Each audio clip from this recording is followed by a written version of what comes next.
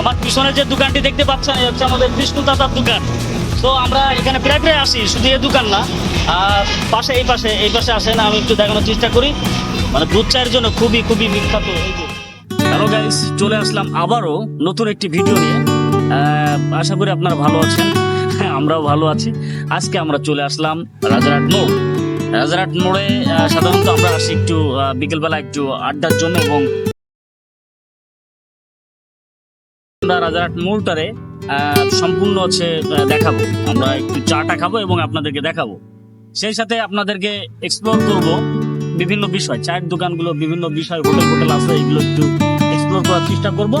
আর আমরা যেখানে আছি আমার অপোজিট পাশে দেখেন পিছনে বিকে সিটি, রাজার বিকে সিটি হোটেল অ্যান্ড রিসোর্ট আমার পিছনে দেখতে পাচ্ছেন।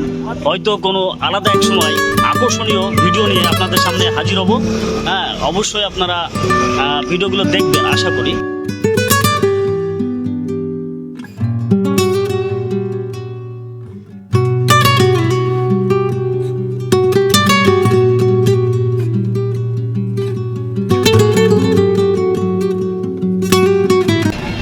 ভাই কিসের কিসের ইয়ে পাওয়া যায় এখানে? কাবাব, গরুয়ার কোয়েল। ও, ভালো বেচা কিনা হয় ভাই? প্রচুর ভিড় হয় মনে হয় নাকি? অনেক ভিড় হয়, তাই না? ও সেন্ট কি রে ভাই, অস্থির। হ্যাঁ, অস্থির।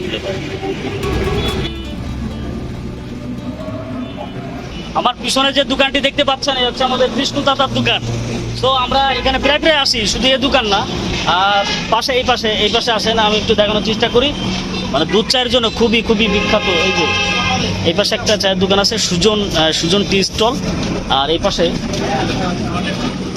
যত দোকান আছে ওপাশে সুফল দা, এবং ওই পাশে হচ্ছে মমিন ভাই। তো এই দোকানগুলোতে প্রচুর ভিড় হয়, বিশেষ করে সন্ধ্যার পরপরই এখানে যেন একটা ঢল নেমে আসে দুধ চা খাওয়ার জন্য। সো আমাদের হচ্ছে বিষ্ণুদার দোকানে আমরা আসলাম, একটু চা খাবো, একটু চা খেয়ে আমরা বসবো এবং বিষ্ণুদার সাথে কথা বলবো। সাদা তাহলে লাল খাতে হবে, লাল চা খাবো। দাদা চকলেট বয় আসে কি রে?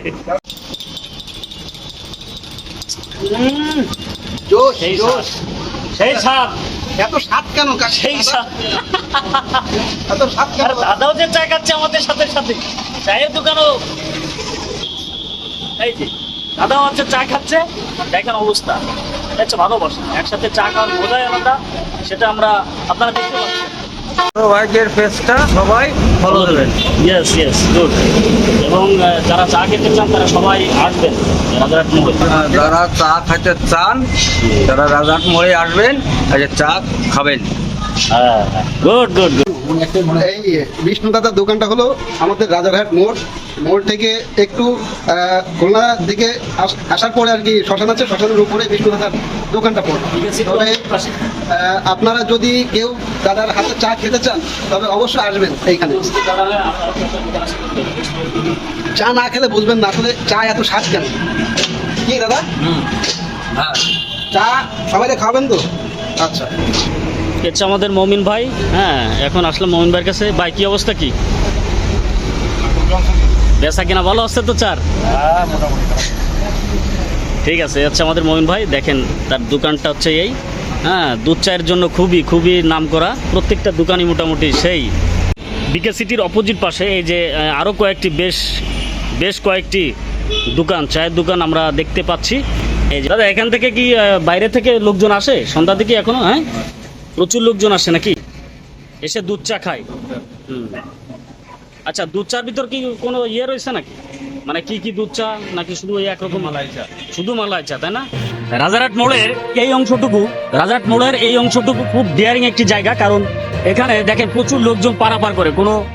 এখানে যদি কোনো গোল চত্বর থাকতো তাহলে মনে হয় খুব ভালো হতো, কারণ এটি একটি হাইওয়ে, যে তিনটি রাস্তা একসাথে মিলিত হয়েছে এমন একটি জায়গায় আমরা দাঁড়িয়ে আছি।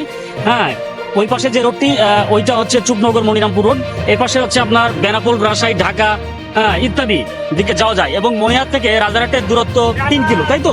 3 কিলো, অনলি হচ্ছে 10 টাকা ভাড়া। এই যে এই পাশে প্রায় অ্যাক্সিডেন্ট ঘটে, যেটা আসলে খুবই দুঃখজনক।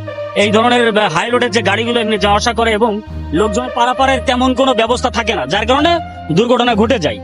চক্কর না হলে এর ভালো হবে, একটা গোল চক্কর হলে ভালো এটা গোল চত্বর হলে ভালো হয়, তাই না? ভালো হয়।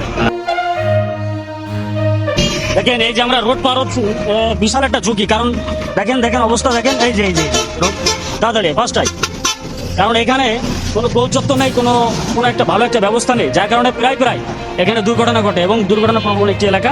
আপনারা যদি আসেন অবশ্যই সাবধানে পারাপার করবেন। এটা হচ্ছে আমাদের মনিরামপুর রোড। এখানে বিকে সিটির বেশ কিছু দোকান এখানে দেখা যাচ্ছে। তবে এখানে মজা কি, চায়ের দোকানের অভাব নেই, প্রচুর পরিমাণে চায়ের দোকান।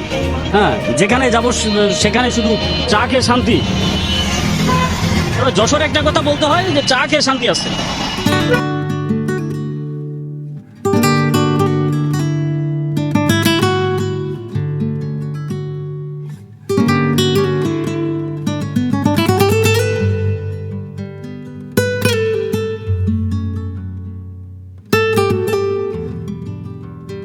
দেখতে দেখতে আজকের মতো ভিডিও এই পর্যন্ত শেষ করছি।